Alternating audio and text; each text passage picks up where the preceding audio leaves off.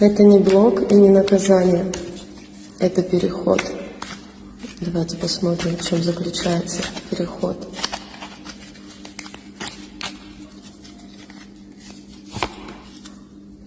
Действительно, переход.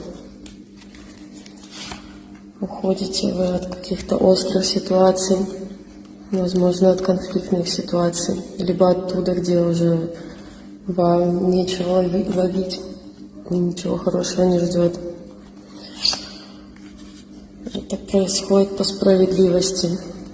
Для вас это может значить какой-то кризис, либо кризис, связанный с судебными инстанциями тоже.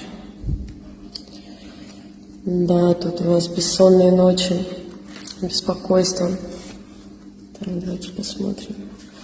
Выбор, сложный выбор, двойственность.